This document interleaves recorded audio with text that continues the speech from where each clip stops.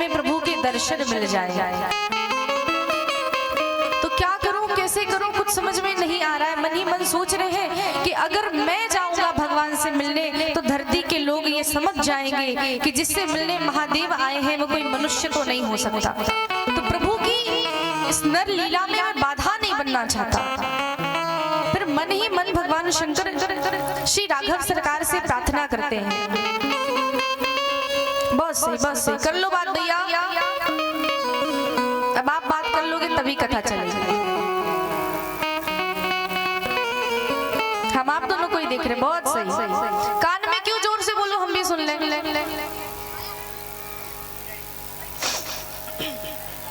यहाँ सब सुनने वाले ही बैठे हैं, कहने के लिए मैं ये अकेली हूँ। अब आप भी कहोगे तो सब ज्यादा सुनेंगे ना। आइए फिर से निवेदन करूंगी, कोई बात ना करें। तो भगवान शंकर श्री राघव सरकार से प्रार्थना करते, प्रभु मैं तो नहीं आ सकता, मैं तो आपके पास नहीं आ सकता, आप ही कुछ ऐसा कीजिए कि हमें आपका दर्शन मिल जाए। राघव सरकार ने प्रार्थना सुन ली और थोड़ी दूर आगे भगवान शंकर चले। सो वन के बीच में ही देखा हमारे रघुनंदन रोते हुए श्री सियाजू की खोज कर रहे हैं। हे खग मृग हे मधुकर श्रेणी, हे खग मृग हे मधुकर श्रेणी, हे खग मृग हे मधुकर श्रेणी, हे खग मृग हे मधुकर श्रेणी,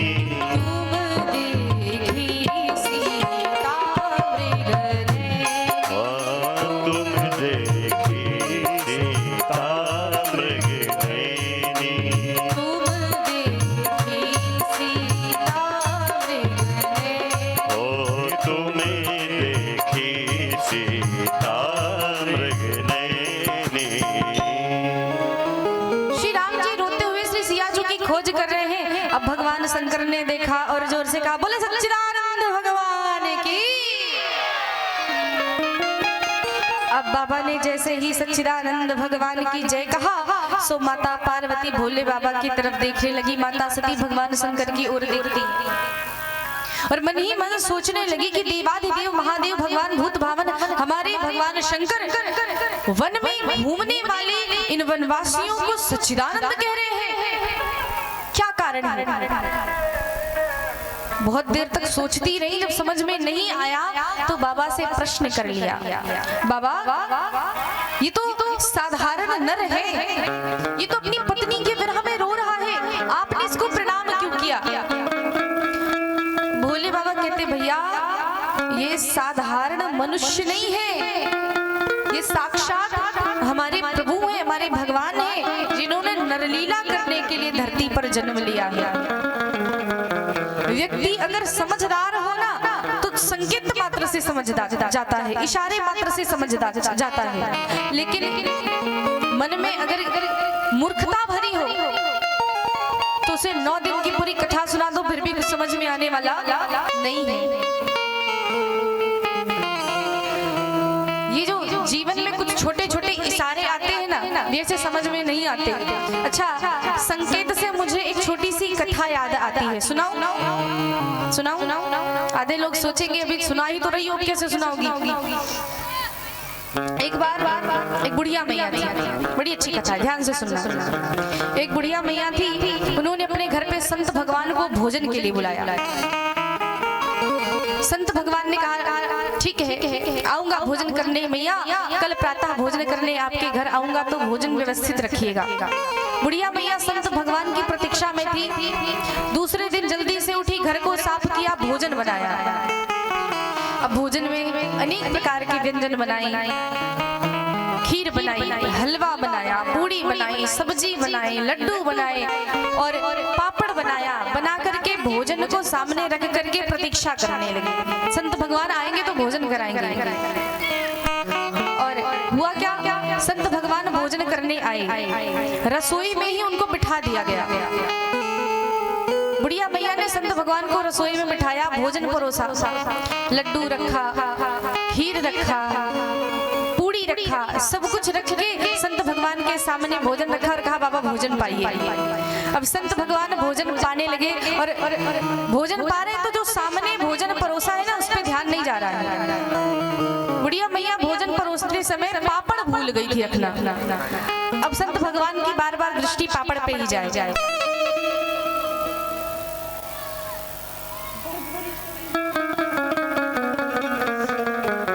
अब बुढ़िया मैया पापड़ परोसना भूल गई। संत भगवान के सामने लड्डू रखा, खीर रखा, हलवा रखा, उस पे नजर नहीं जा रही लेकिन पापड़ पे नजर जाए।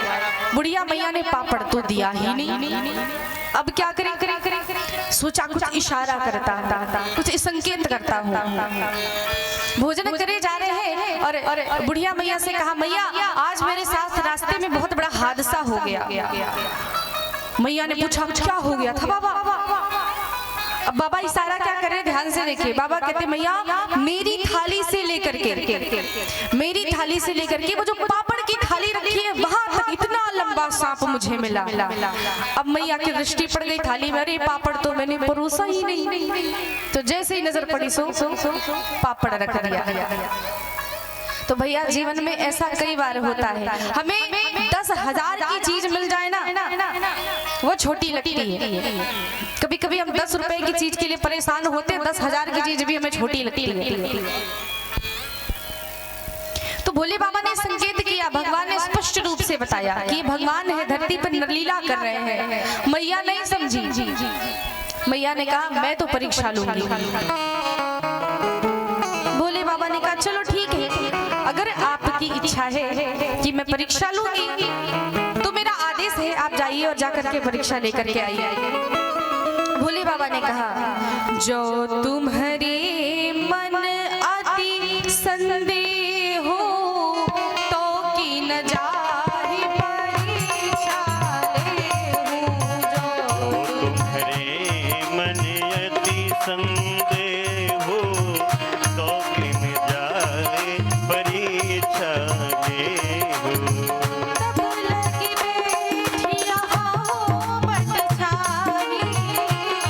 लगी बैठी अहूँ बट छाई,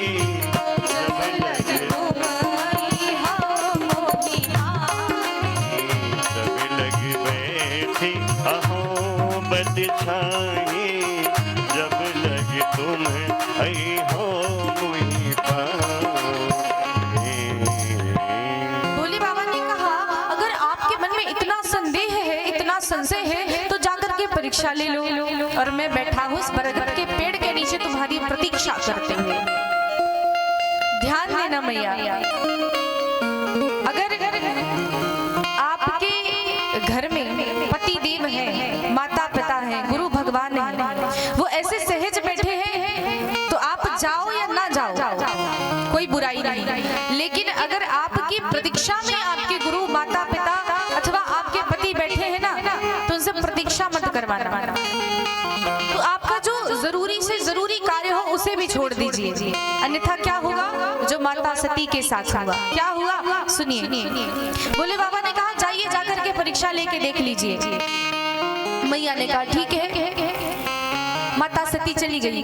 भोले बाबा बरगद के पेड़ के नीचे बैठ गए और एक जो बात भोले बाबा कहते हैं वो हम सबको अपने जीवन में संकट के समय में वो बात हम सबके मन में आनी चाहिए। कौन सी बात है? होई है सोई जो राम रचि राखा, को करी तरक बढ़ावई शाखा।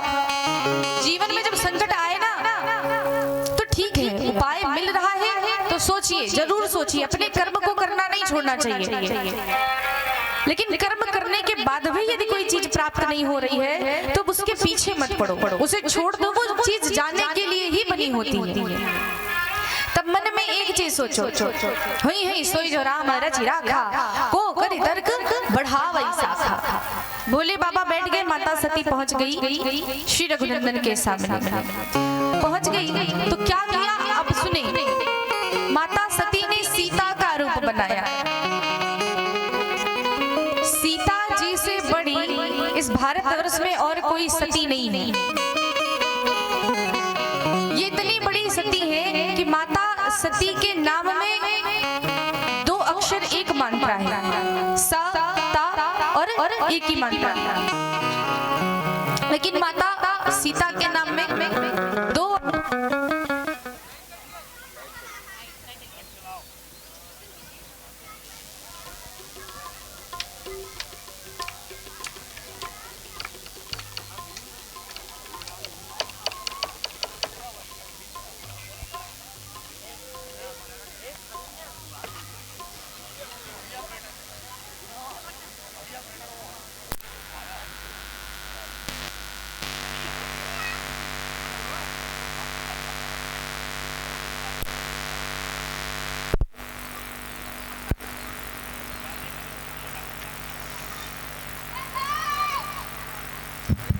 श्री राधे श्री राधे श्री राधे राधे।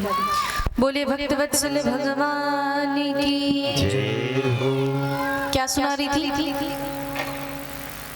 क्या सुना रही थी? सती जी सीता जी का रूप धारण की। 3-4 लोग बोल रहे हैं, बाकी लोग सोच रहे हैं ये भी भूल जाती है क्या? लगता है कथा कहना नहीं आता, ऐसे ही आके बैठ गए।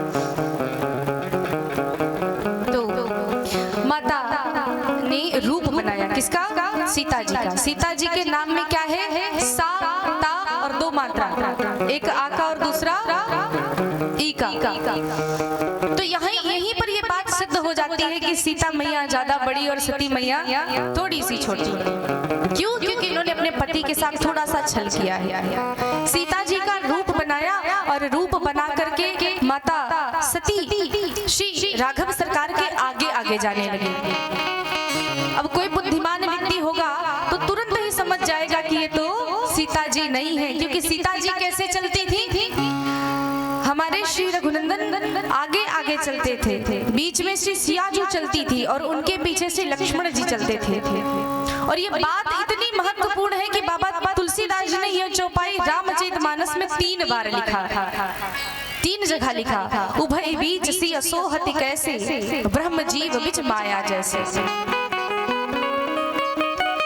आगे श्री राघव सरकार, पीछे लक्ष्मण जी और बीच में मैया जानकी चलती हैं। कभी रघुनंदन के आगे आगे नहीं चली हैं। और पीछे चलती हैं तो कैसे चलती हैं? जब माता सीता जी रथ से उतरी हैं, अयोध्या जब छोड़ के वन में जाने लगे, तो वन में जाते समय तो पहले तो रथ से आई, और जैसे ही रथ छोड़ा तो माता सीता बड़े ध्यान से राघव सरकार के चरण को देखती हैं। और चरण को देखती है, अगर राघव सरकार ने यहाँ पर चरण रख दिया तो माता सीता जी उस जगह पे चरण नहीं रखती थी। क्यों? क्योंकि कहीं मेरे प्रभु के चरणों के निशान पे मेरे चरण न पड़ जाए। इतना मैया मर्यादा में रहती थी। तो अब सीता जी तो सती जी तो आगे ही आगे जाने लगी।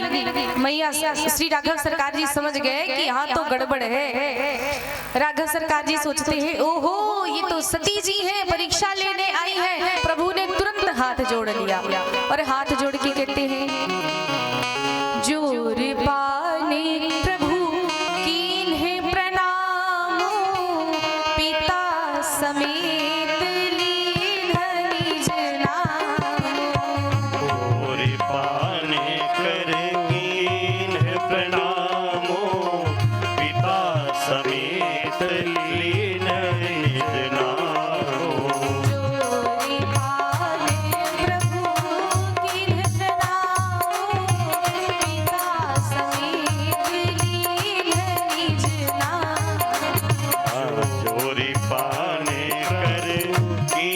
प्रणाम पिता समेत लीन निज नामो।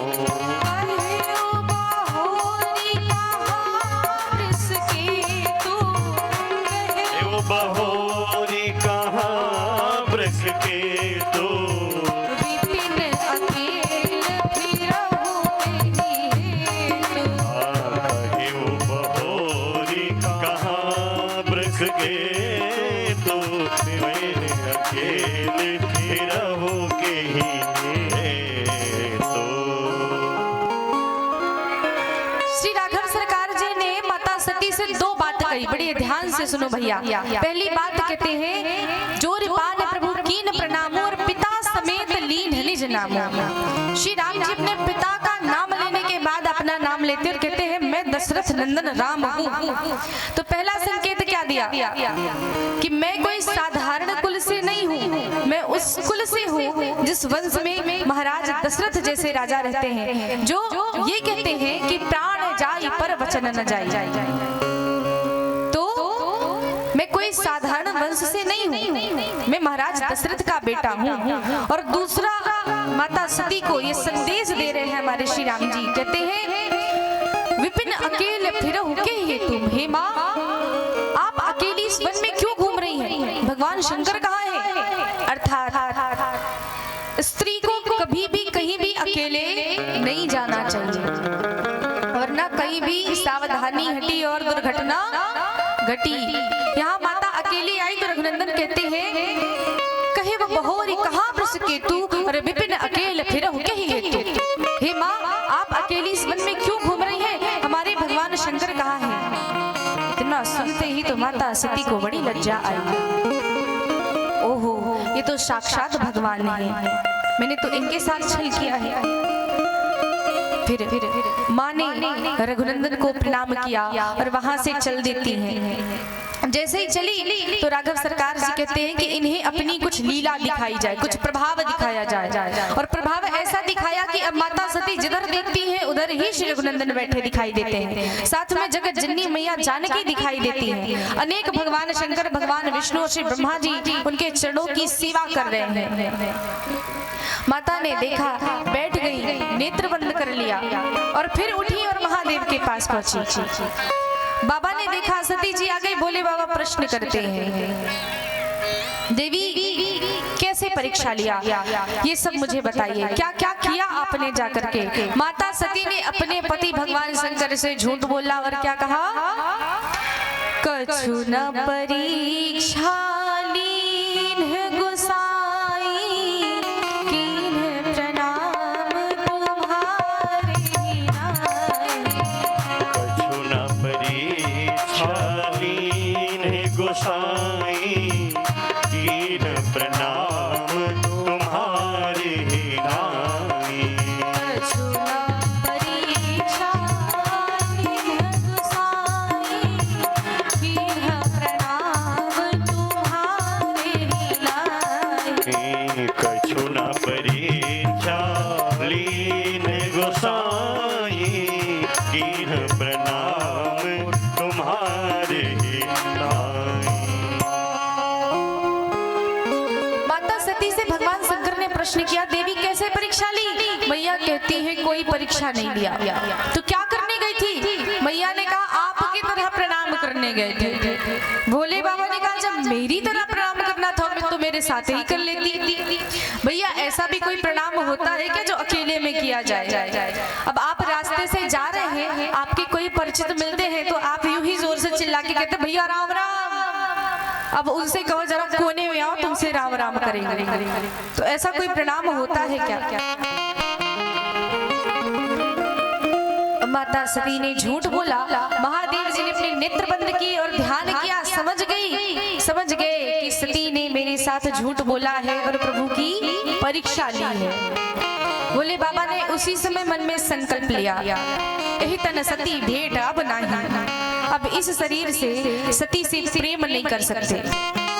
क्यों? क्योंकि इसने मेरी माँ का रूप बनाया है, मेरी माँ यानी श्री सीता जी का रूप बनाया है। और श्री रघुनंदन एवं माता जानकी तो मेरी आराध्या है, प्रभु तो मेरे आराध्य है। मैं कैसे अब उस स्त्री से प्रेम कर सकता हूँ जिसने मेरी माँ का रूप बनाया? आज से सती का मैं परित्याग करता हूँ। श्री राम जी ये बात समझ गए।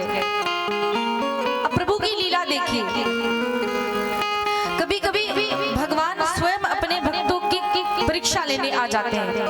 कभी कभी उनके साथ ऐसी हथेलियां करते हैं कि भक्त समझ नहीं पाते कि मैं रोऊं कि हंसूं।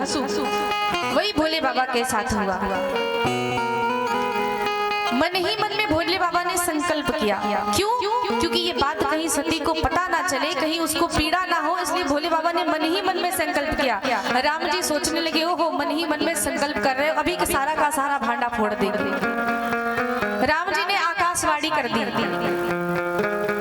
हे शंकर तुम जैसा कोई भी सत्य प्रतिज्ञ नहीं है। तुमने आज जो प्रतिज्ञा की है ऐसी कोई ना तो प्रतिज्ञा कभी किया था ना कभी कोई करेगा। बस इतनी ही बात काफी थी। माता सती ने भगवान शंकर से पूछा, प्रभु कौन सी प्रतिज्ञा की है, सच सच बताइए। अब जरा ध्यान से सुनिए, जो माता सती स्वयं भगवान शंकर से झूठ बोली है, वो दूसरे से, वो भगवान शंकर से ये उपेक्षा रखती है कि वो उनसे बात सच सच कहेंगे। कह रही आपने कौन सी प्रतिज्ञा की है, मुझे ये बात सत्य सत्य बताइए। भोले बाबा मन ही मन में हंसे, ओहो कैसा सच, जैसा सच आपने मुझसे बोला है कि कछु न परीक्षा लीन गोसाई की न प्रणाम तुम्हारे ही नहीं। भोले बाबा ने बात काट दी, कुछ नहीं बोलते और वहां से प्रभु नाम लेते हुए भगवान शंकर कैलाश पर्वत की ओर चल देते हैं। आइए मिट्टी मिट्टी तालियों के साथ सभी भगवान नाम भजन करेंगे और फिर कथा में आगे बढ़ेंगे।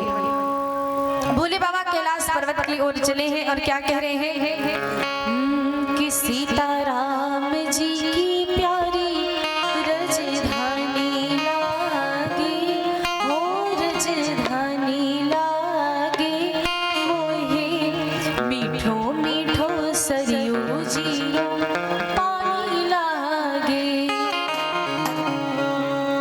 आइए उठाइए दोनों हाथ और मीठी मीठी तालियां।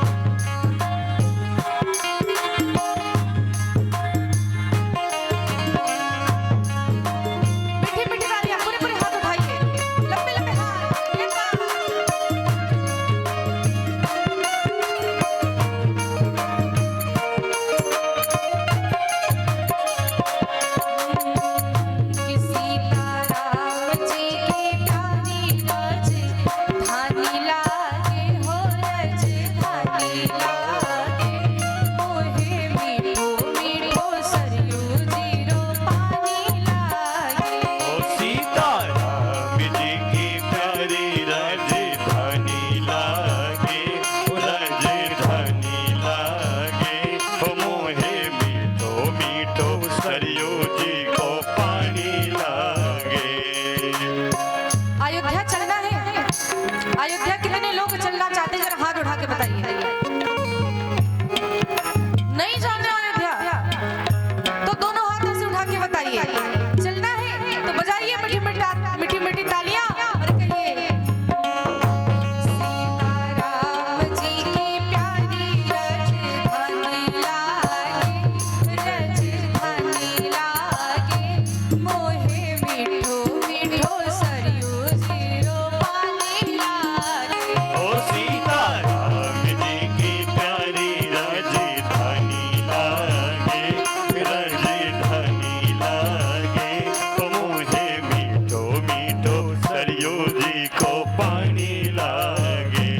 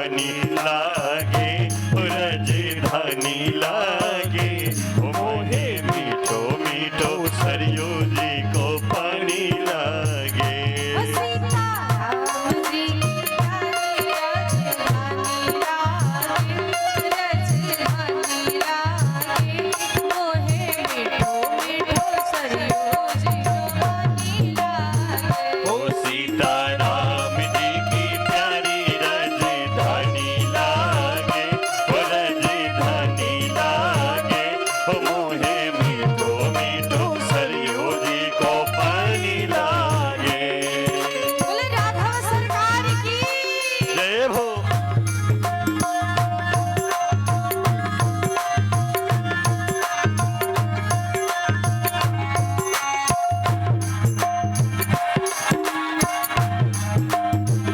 राधे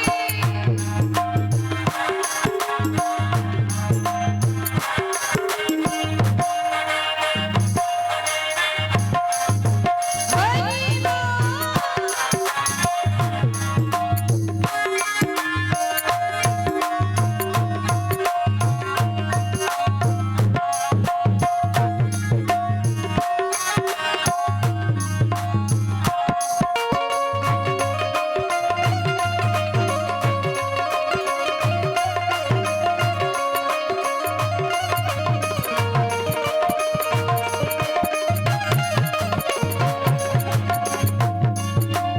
छोटी छावनी रंग महल हनुमान गढ़ी अति सुंदर छोटी छावनी रंग महल हनुमान गढ़ी अति सुंदर छोटी छावनी रंग महल हनुमान गढ़ी अति सुंदर छोटी छावनी रंग महल हनुमान गढ़ी अति सुंदर स्वयं जगत के मालिक बैठे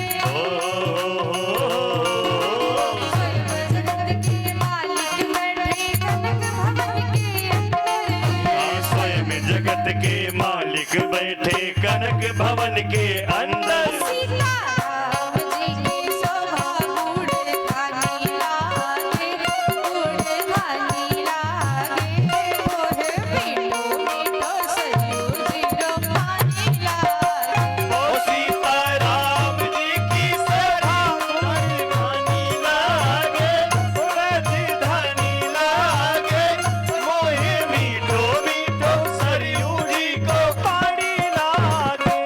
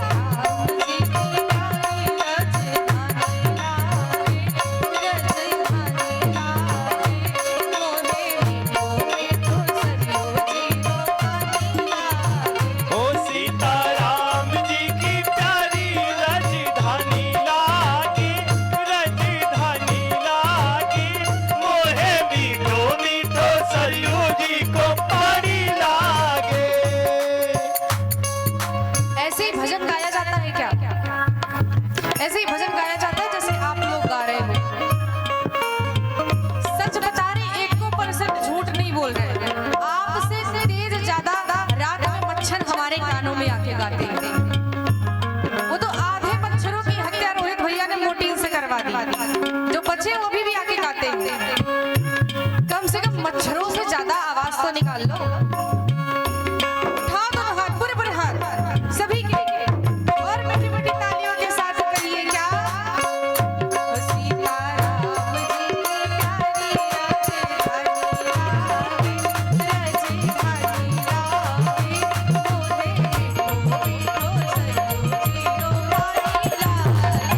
सीताराम जी की प्यारी राजधानी लागे, राजधानी लागे, मोहे मीठो मीठो सरयू जी रो पानी लागे। ओ सीताराम जी की प्यारी राजधानी लागे, ओ राजधानी लागे, मोहे मीठो मीठो सरयू जी को पानी लागे। सीताराम जी की प्यारी राजधानी लागे, वो राजधानी लागे, मोहे मीठो मीठो सरयू जी रो पानी लागे।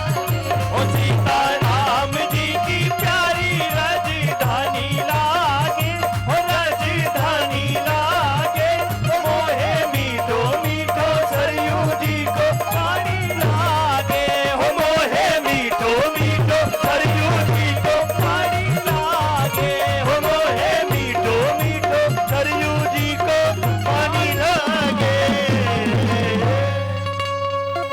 बोले श्री सीताराम जी सरकार की। जय हो। आइए 2 मिनट का समय आप सबके सामने कुछ विशेष सूचना है, उसे श्रवण करें फिर कथा में आगे बढ़ेंगे। बोले भक्तवत्सल भगवान की। जय हो।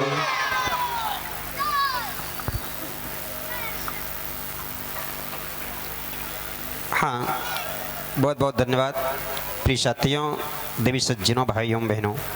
आज के इस मर्यादा पुरुषोत्तम भगवान श्री रामचंद्र जी के इस संगीतमय राम कथा में आप सबके बीच में बड़ी गरिमामयी उपस्थिति के रूप में हम सबके क्षेत्र के इस विकासखंड बहरिया में कैसे शिक्षा की ज्योति को प्रज्वलित करने वाले और हम सबके गुरुजन और इस क्षेत्र के नौजवानों के उज्जवल भविष्य के लिए एक ऐसे आर्यस आनंद संस्कार पब्लिक स्कूल के संस्थापक आदरणीय माननीय श्री राम सजीवन मौर्य जी की गरिमामयी उपस्थिति आज के इस प्रांगण में। आज यह प्रांगण आपकी आगमन से गौरवान्वित और सुगंधित है। आपकी गरिमामयी उपस्थिति के लिए आयोजन समिति बहुत बहुत आभारी है। हम आदरणीय गुरु जी से सादर अनुरोध करते हैं कि प्रभु श्री रामचंद्र के चरणों में नतमस्तक अर्पित करके आशीर्वाद ग्रहण करें। उसके उपरांत इस आयोजन समिति के द्वारा आप का स्वागत सम्मान।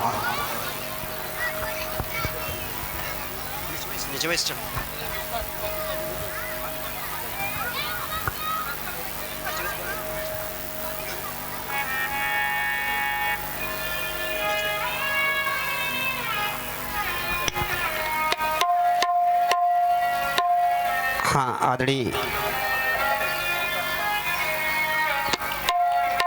गुरु जी प्रभु श्री रामचंद्र जी के चरणों में नतमस्तक अर्पित करके आज की इस कथा सुप्रसिद्ध प्रख्यात राष्ट्रीय कथावाचिका देवी प्रतिमा जी से आशीर्वाद ग्रहण करते हुए आपकी गरिमामयी उपस्थिति से आज यह पंडाल गौरवान्वित है और हम सब नौजवान युवा साथी हर्षोल्लास के साथ आपके स्वागत और अभिनंदन के लिए आतुर हैं।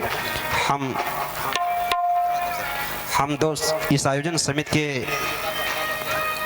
बड़े ही प्रथम यजमान रहे श्री अरविंद शुक्ला जी से अनुरोध करते हैं कि आप आएँ और आदरणीय प्रिंसिपल साहब को सुंदर स्नेहिल पुष्पहार से माल्यार्पण करके आज की इस गरिमामयी उपस्थिति के लिए उन्हें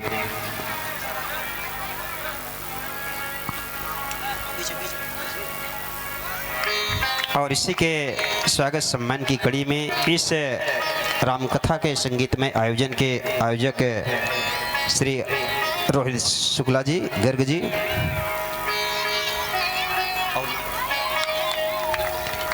और इसी की कड़ी में श्री दीपक तिवारी जी, विपुल तिवारी जी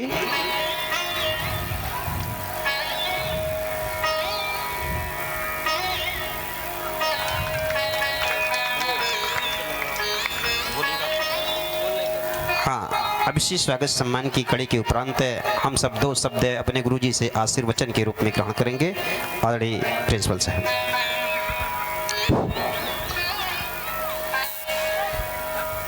हम सब धन्य हैं। ग्राम सभा पूरा कि इस पावन धरती पर हमारे परम आदरणीय श्री अरविंद शुक्ल के सौजन्य से आज ये धरती एक अंतर्राष्ट्रीय कथावाचिका परम श्रद्धेय आदरणीय प्रतिमा तिवारी की अमृत वाणी से ये धाम, ये पंडाल जो आज राम कथा में अमृत वर्षा से पूरा पंडाल गदगद है, मैं अंतर्राष्ट्रीय कथावाचिका जिन्होंने बहुत ही बेहतर अपनी अमृत वाणी की वर्षा करके हम सभी को जो अमृतपान कराया है, हम उपस्थित जनमानस की ओर से आपके प्रति नमन वंदन प्रणाम करते हुए आभार प्रकट कर रहे हैं। सभी देवियों को, माताओं बहनों को, बच्चों को हृदय से धन्यवाद इस बात के लिए दे रहे हैं कि अमृत वर्षा हो रही है। साथियों, जो यहाँ पहुंचे उसका पान किए, आज ये पूरा ग्राम ही नहीं पूरा इलाका धन्य है। ऐसी अंतर्राष्ट्रीय कथावाचिका के इस अमृत वर्षा से साथियों, मैं जब से आया हूँ 2 घंटे बीत गए। आपकी वाणी में जो ओज है, जो अमृत है, हम धन्य हैं। यहाँ पहुँच करके आयोजक मंडल के प्रति हम आभार प्रकट कर रहे हैं जिन्होंने 2 मिनट हमें बोलने का समय दिया। मैं आप सभी को पुनः नमन वंदन प्रणाम करते हुए अपनी वाणी को विराम दे रहा हूँ। पुनः मैं ऐसी अंतर्राष्ट्रीय कथावाचिका को जिन्होंने इस पंडाल को ही नहीं पूरे इलाके को अपनी अमृत वाणी से एकदम धन्य कर दिया है, ऐसी वाणी मैंने बहुत जगह सुना है, ऐसी अमृत वाणी मैंने नहीं सुना है। इसके लिए भी मैं आपको हृदय से धन्यवाद देते हुए शुभकामनाएं दे रहा हूं कि आपकी यह पताका पूरे विश्व में फैले।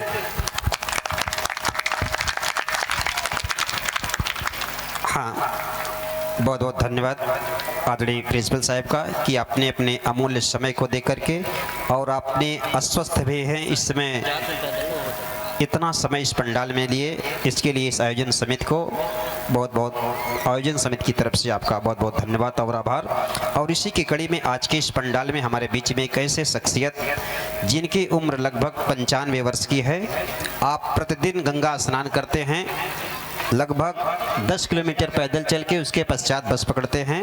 आप निवासी हैं बोणीपुर धरौता के मूल निवासी हैं।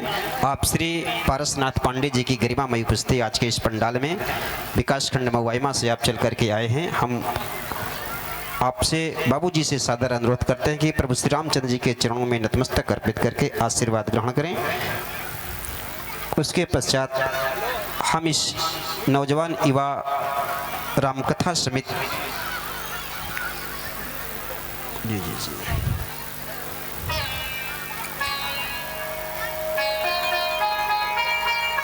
आपसे आशीर्वाद के लिए हम लोग आपके स्वागत हेतु माल्यार्पण करेंगे।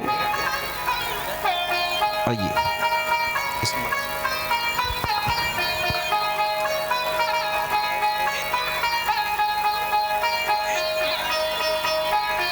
आदरणीय बाबूजी से अनुरोध है कि हम आयोजन समिति से आदरणीय श्री अरविंद शुक्ला जी से अनुरोध करते हैं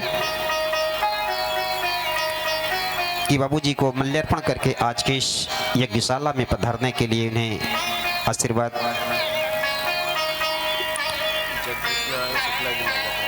और श्री जगदीश नारायण शुक्ला जी आदरणीय श्री पारसनाथ पांडे जी को माल्यार्पण करके हार्दिक स्वागत और अभिनंदन करेंगे आज के इस गरिमामयी उपस्थिति के लिए। और श्री विपुल तिवारी जी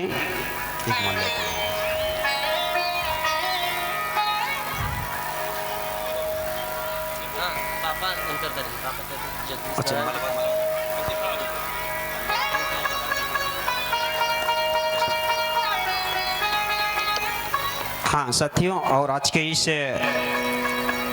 संगीतमय रामकथा के आयोजन समिति के लिए आदरणीय प्रिंसिपल साहिब श्री राम सजीवन मौर्य जी के कर कमलों से 1011 रुपये की धनराशि इस आयोजन समिति को सहयोग के रूप में अर्पण करते हैं।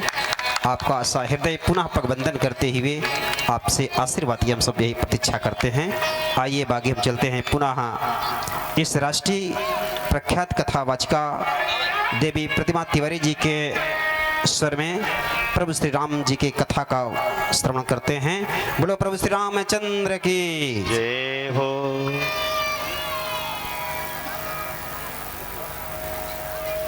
बोलिए सियावर रामचंद्र की।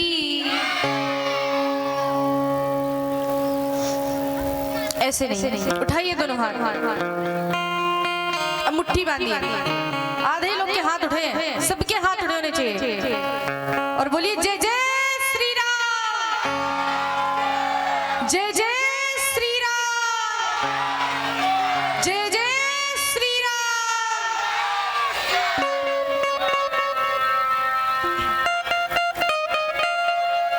आइए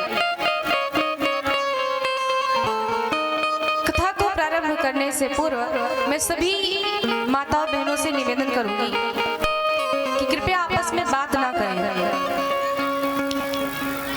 और हमारी कमेटी में हमारे आदरणीय रोहित भैया सभी बच्चों को शांत कराएंगे। भैया इधर भी।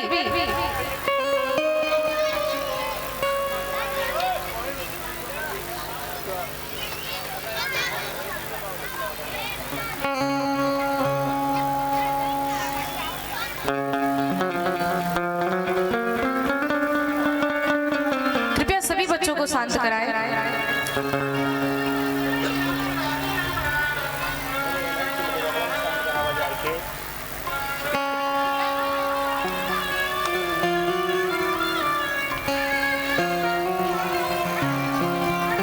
बोलिए सियावर रामचंद्र की जय हो।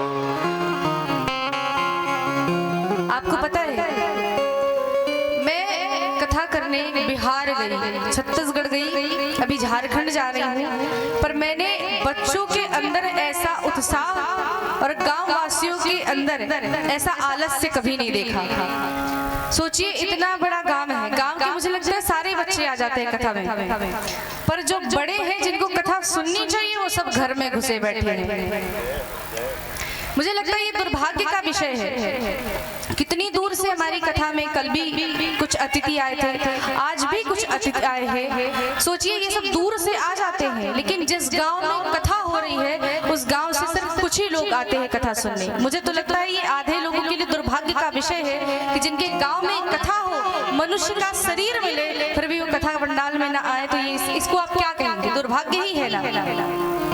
कथा होती है तो एक गांव के नहीं 10, 15, 20 गांव के लोग आते हैं। और पता नहीं क्यों मुझे ये लगता है कि अपने क्षेत्र में कुछ ज्यादा है, यूपी में कुछ ज्यादा है, क्योंकि यहाँ के आधे लोग इसी में मरे जा रहे हैं कि लड़की के मुंह से कथा सुननी चाहिए कि नहीं सुननी चाहिए, लड़कों से कथा करवानी चाहिए कि नहीं करवानी चाहिए, इसी में वो परेशान है। भैया लड़की के मुंह से कथा मत सुनो, क्यों? क्योंकि उनको रजस्वला होता है, यानी उनका मासिक धर्म होता है। अब ये सब भूल जाते हैं। भारतवर्ष में बहुत कथावाचक है, बहुत लोग ये कहते हैं लड़कियों के मुंह से कथा नहीं सुननी चाहिए। चलो ठीक है, मैं मानती हूँ कि मासिक धर्म है, कथा नहीं सुनना चाहिए, कभी भी आ जाता है, लेकिन भैया उसी मासिक धर्म से तो आपका भी शरीर बना होता है कि ऐसा आप किसी मोबाइल के ऐप्स हो गए हो, आपको डाउनलोड किया, आप इंस्टॉल हो गए, ऐसा तो है नहीं। किसी माँ के गर्भ में आप भी 9-10 महीने रहते हो, आप भी उसी मासिक धर्म से बनते हो और उन्हीं माँ की योनि से आपका जन्म होता है। तो ज्यादा ये सब जो फालतू की बातें हैं ना, इनमें ना पढ़ करके भगवान की कथा सुनो। कथा कौन कह रहा है डजंट मैटर, कथा हो रही है ये सबसे बड़ी बात है, कथा सुननी है ये बड़ी बात है। भारतवर्ष में आज भी बहुत ऐसे संत हैं जो ये कहते हैं कि कथा लड़की कह रही है कि लड़का कह रहा है, इससे कोई फर्क नहीं है। बड़ी बात ये है कि कथा हो रही है, कथा कोई भी कहे, कथा कहने वाला कैसा भी हो, वो गाली तो नहीं दे रहा है ना किसी को, भगवान का नाम ही ले रहा है, तो ये पुण्य का विषय है, ये अच्छी बात है। तो मैं निवेदन करूंगी कि ये कथा किसी एक की नहीं हो सकता है, आधे लोग इस चीज चीज के लिए भी परेशान हो कि कथा तो रोहित ने करवाई है, वो मेरे एंटी पार्टी है, या बहुत लोग ये भी चाहते होंगे कि कथावाचिका दूसरी आनी चाहिए, तो ये कैसे आ गई, आधे लोग इसके विरोध में होंगे। मैं निवेदन करूंगी भैया ये कथा राम जी की है, इसे हर कोई सुन सकता है, हर किसी के लिए कथा होती है। कथावाचक के लिए या कथा के लिए कोई विशेष बातें नहीं होती है कि नहीं कथावाचक कोई और हो या पैसा कुछ और ज्यादा कम ज्यादा हो। तो ये बातें तो मैं विराम दिवस में भी करूंगी क्योंकि मैंने बहुत सारी बातें सुनी भी हैं। अभी कथा में प्रवेश करेंगे, उससे पूर्व मैं पुनः सबसे निवेदन करूंगी, एक बार दोनों हाथ उठा के जय घोष करेंगे, बोले जय जय श्री राम, जय जय श्री राम।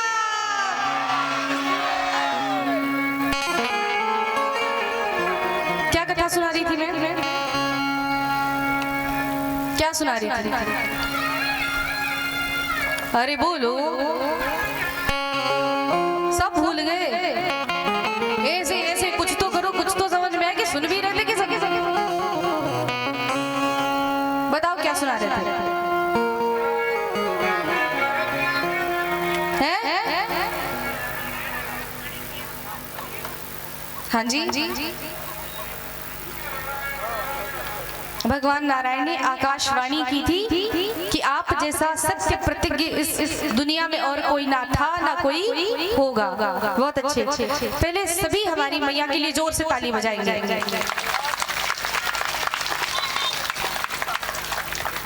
तो भोले बाबा कैलाश पर्वत की ओर जा रहे थे। श्री राम जी ने आकाशवाणी की। माता सती प्रश्न पूछती, प्रभु आपने कौन सी प्रतिज्ञा की? भोले बाबा कुछ नहीं बताते, हरि कथा कहते हुए कैलाश पर्वत की ओर पहुंच जाते। कैलाश पर्वत पर पहुंच करके भोले बाबा की अखंड समाधि लग गई और उन दिनों माता सती नित्य प्रति भगवान शंकर के चरणों का प्रक्षालन करके, उनके चरण धुल करके उनका आशीर्वाद नित्य प्रति प्राप्त किया करती थी।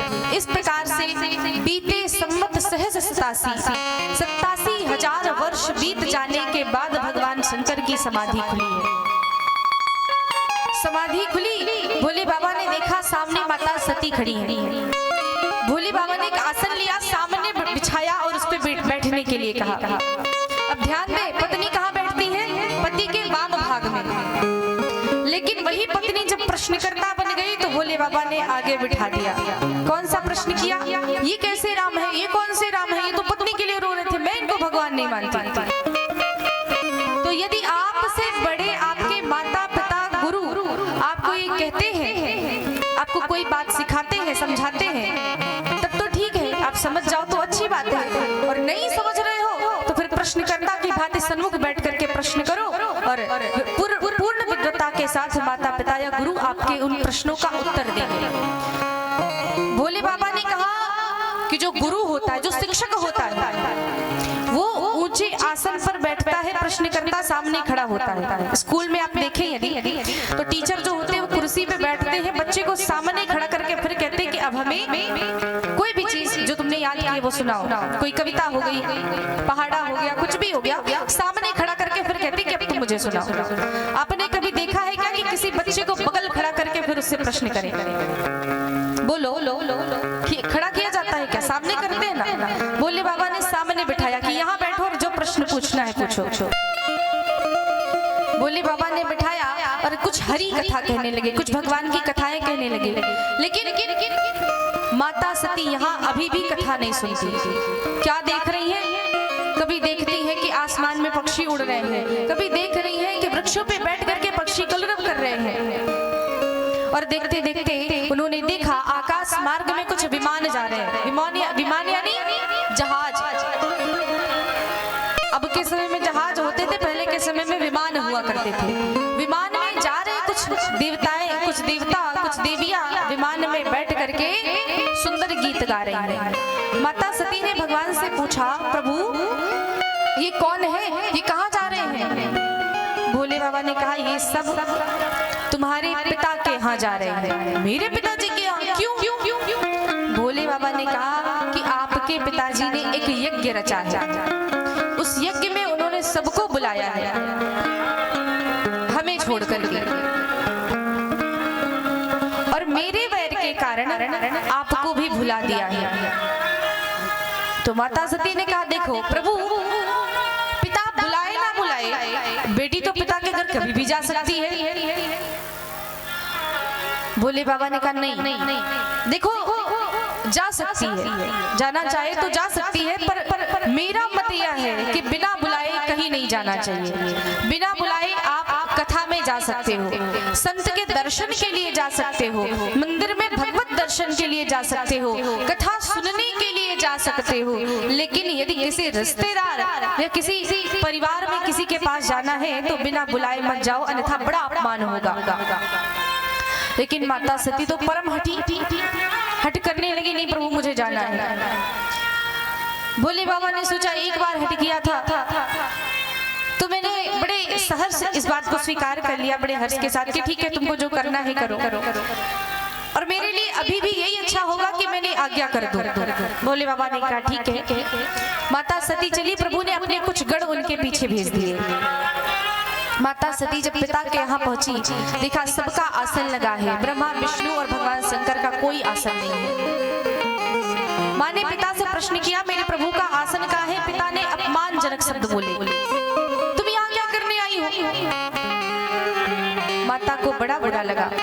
माँ क्रोध में आई और क्रोध में आकर के माता सती ने उस सभा में विराजमान, उस यज्ञ शाला में विराजमान समस्त देवी देवताओं ऋषियों मुनियों को संबोधित करते हुए कहा कि सुनो सभासद सकल मुनींदा, सुनो सभासद सकल मुनिंदा, कहिए सुनिए जिन शंकर नींदा, कहिए सुनिए जिन शंकर निंदा, सोभल तुरत लहब सब काहू, आसो फल तुरत लहब सब काहू, भली भांति पछताव बिताहू। भली भांति पछताहू बिताहू। भोले बाबा का अपमान जब माता सती के सामने हुआ, माता सती बड़े क्रोध में आ जाती है। क्रोध से माता सती की आंखें लाल हो गई और माँ ने सभा में बैठे हुए सभी लोगों को संबोधित करते हुए कहा कि हे सभा में बैठे हुए सभी देवताओं, सभी ऋषियों मुनियों, आज मैं आप सबसे एक बात कहती हूँ। जिन्होंने मेरे भगवान शंकर के लिए अपमानजनक शब्द सुने हैं, जिन्होंने भगवान हरि के लिए अपमानजनक शब्द सुने हैं, उन सबको कुछ समय में उचित दंड मिलेगा। माँ ने कहा जगदात्मा महेश पुरारी, जगदात्मा महेश पुरारी, जगदात्मा महेश पुरारी, जगदात्मा महेश पुरारी, जगत जनक सबके हितकारी, जगत जनक सबके हितकारी, जगत जनक सबके हितकारी। हाँ जगत जनक सबके हितकारी। माता सती ने कहा कि हमारे भगवान शंकर पूरे संसार की आत्मा है, भगवान विष्णु जगत के पति हैं, और हे मूर्खों, तुम सबने मेरे पति भगवान शंकर का अपमान किया है, इसका उचित दंड तुम सबको मिलेगा। और मेरा ये जो शरीर है ये दक्ष के वीर से बना है, और इसी दक्ष ने मेरे पति का अपमान किया है, इसलिए आज मैं अपने इस शरीर को योगाग्नि में भस्म कर दूंगी। माता सती कहती है तजी हाँ तुरत देह हेतु, तजी हाँ तुरत देह ते हेतु, तजी हाँ तुरत देह हेतु, तजी हाँ तुरत देह ते हेतु। और धरि चंद्र मौली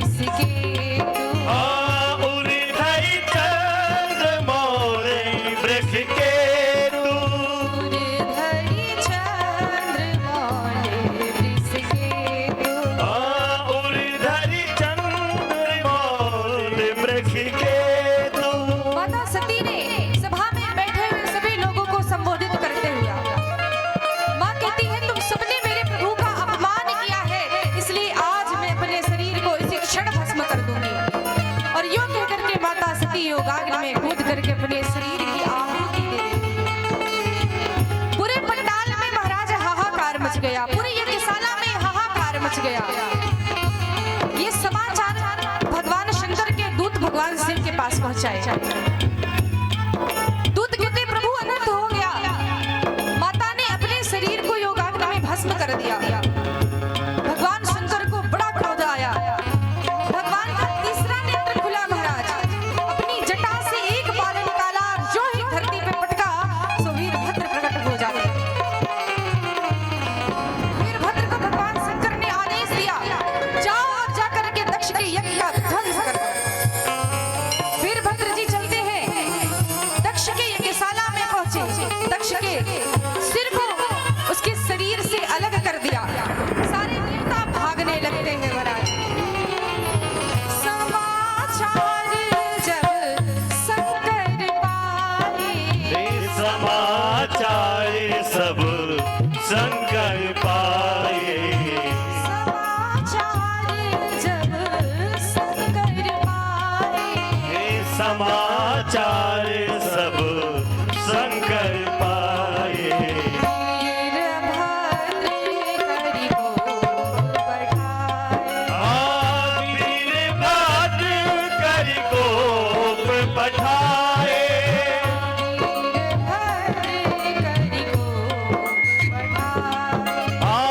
वीरभद्र करि को बढ़ाए।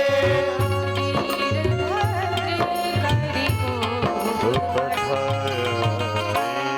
भगवान शंकर बड़े क्रोध में आकर के वीरभद्र को भेजते और दक्ष के यज्ञ का ध्वंस कर देते हैं। अंत में दक्ष वीरभद्र के पास जाते हैं, क्षमा मांगने लगे। तब भगवान शंकर वहां पर आए। देवताओं ने प्रार्थना की तो भगवान शंकर को दया आई, क्योंकि भगवान शंकर परम कृपालु परम दयालु है। भगवान शंकर ने तुरंत ही दक्ष को जीवित किया, उसके शरीर में एक बकरे का सर लगाया। यज्ञ पूर्ण हुआ। भगवान शंकर माता सती के देह को, माता सती के शरीर को अपने कंधे पे लेते हैं और तीनों लोक में भ्रमण करने लगे। बड़ा समय व्यतीत हो गया, भगवान शंकर को कुछ याद नहीं है। सृष्टि के संहार का कार्य ही रुक गया। तब देवता भगवान विष्णु के पास जाते और जाके कहते हैं प्रभु, यदि महादेव ऐसे ही माता के शरीर को लेकर के भ्रमण करते रहेंगे तो सृष्टि के संहार का कार्य कैसे होगा। भगवान विष्णु ने अपना चक्र छोड़ा। चक्र जाकर के माता सती के शरीर के 51 टुकड़े करता है और उन्हीं 51 टुकड़ों के कुछ अंश, जैसे कि मैहर धाम, मैहर गए हैं, मैहर गए हैं, कौन कौन गया हाथ उठा के बताइए, नीचे कर लीजिए। तो इसी मैहर धाम में माता सती का हार गिरा। आप सबने सुना होगा कड़े धाम, जहां पर माता सती का कंगन गिरा है। और आसाम के एक क्षेत्र में कामाख्या नाम का एक शहर है, जहां पर माता का कटी प्रदेश यानी कमर गिरा है। इस प्रकार से हमारे भारतवर्ष में 51 शक्तिपीठ के रूप में आज माता सती की पूजा होती है। साथ ही माता सती जब यज्ञ कुंड में कूदी है तो उन्होंने भगवान विष्णु से वरदान मांगा कि सती मरद हरि सन वर मांगा। सती मरद हरि सन वर मांगा। सती मरद हरि सन वर मांगा। सती मरद हरि सन वर मांगा।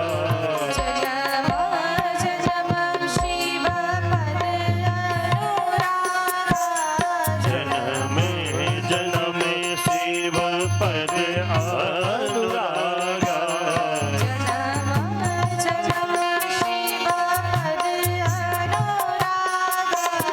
जन्म जन्म शिव पद अनुरागा। यही कारण ही मंदिर गृह जाई। इतहि कारण हिम गिर गृह जाई। जन्म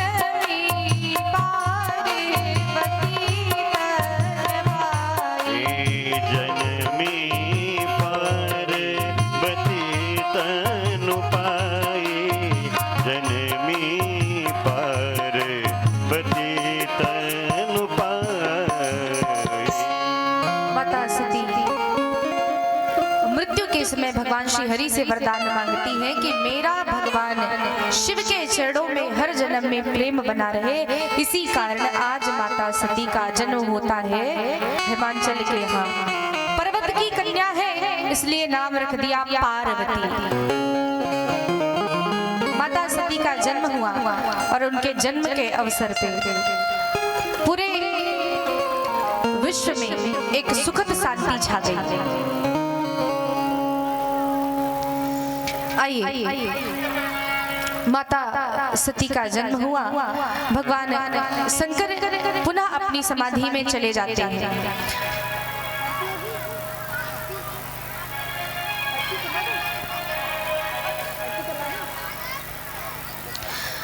मैं निवेदन करूंगी आपस में बात ना करें। इस प्रकार से आज भगवान शंकर की कुछ शिव चर्चाएं हुई। कल भगवान शंकर का विवाह होगा। कौन कौन भगवान शंकर के विवाह का दर्शन करना चाहेंगे कल जरा हाथ उठा के बताएं।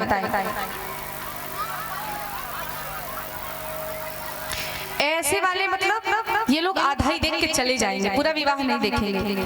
जैसे आजकल भी फैशन है ना, जब लड़की का विवाह होता है जयमाल के बाद आधे बराती फरार हो जाते हैं, तो ये उन्हीं में से है। तो कल भगवान शंकर के विवाह का हम सभी दर्शन करेंगे। आइए भगवान शंकर के लिए कुछ छोटा सा प्यारा सा भजन और फिर सभी आरती की ओर चलेंगे। अरे कादई के शिव के मनाई हो, शिव मानत नहीं। ये भजन कितने लोगों ने सुना है? हाथ उठा के बताइए किसने किसने सुना है? सुना है? तो चलिए सभी साथ मिलके गाएंगे। कादई के शिव के मनाई हो, भोला मानत नहीं। कादई के शिव को मनाई हो, भोला मानत नहीं।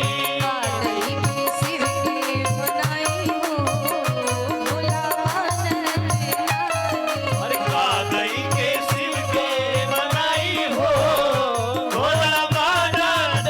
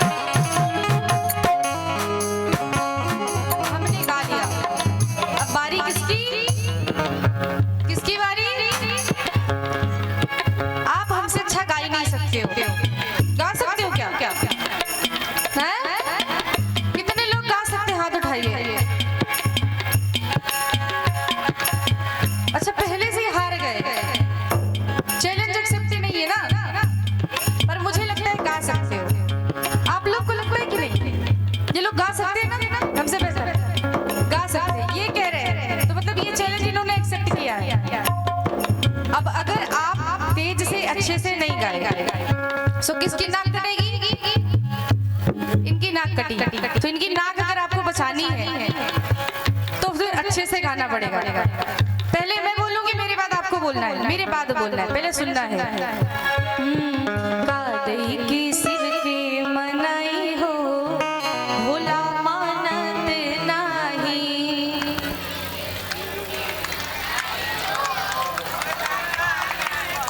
नहीं मानेंगे, ऐसे गाओगे तो बिल्कुल नहीं मानेंगे। तो इसका मतलब इनकी नाक कटी समझे। कथा के 7वें 8वें दिन सुपनखा की नाक कटती, इनके दूसरे दिन कटवा दिया। एक चांस और देते हैं। अरे कादई के शिव के मनाई हो, भोला मानत नाही।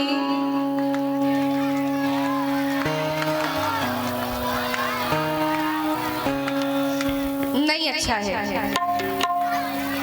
अभी थोड़ी सी कम हो गई है, नाक का कटना थोड़ा सा कम हुआ है, लेकिन अभी भी कटेगी। और जोर से।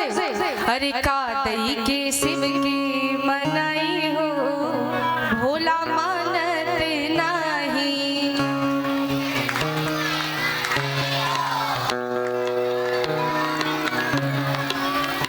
इधर से तो ठीक ठाक आवाज आ रही है, इधर क्या हो गया भैया? शरीर में च्यवनप्राश की जरूरत हो तो च्यवनप्राश खा के आइए, लेकिन जरा जोर से गाइए। एक बार फिर से, इस बार जोर से होना चाहिए, नहीं तो फिर चांस भी नहीं मिलेगा और नाक भी कटी समझी जाएगी। अरे कादई के शिव के मनाई हो, भोला मानत नाही।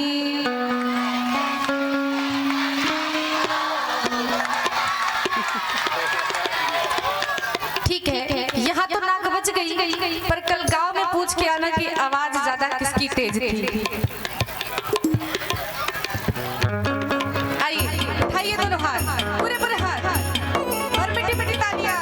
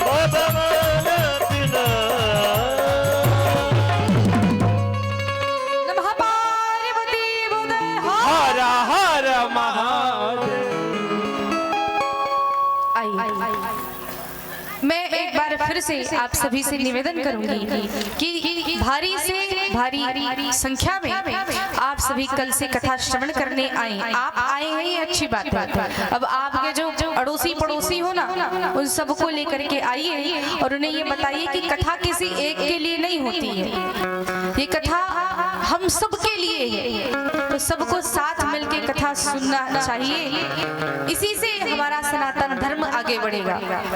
अकेले रोहित भैया सनातन धर्म को आगे बढ़ाने में लगे हैं, तो आप सभी अगर सहयोग करेंगे तो मुझे लगता है कि बहुत ही जल्दी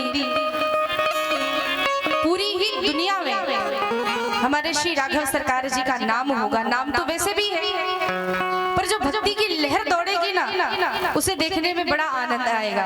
वो आप सबने सुना होगा ना भजन, मेरे भारत का बच्चा बच्चा।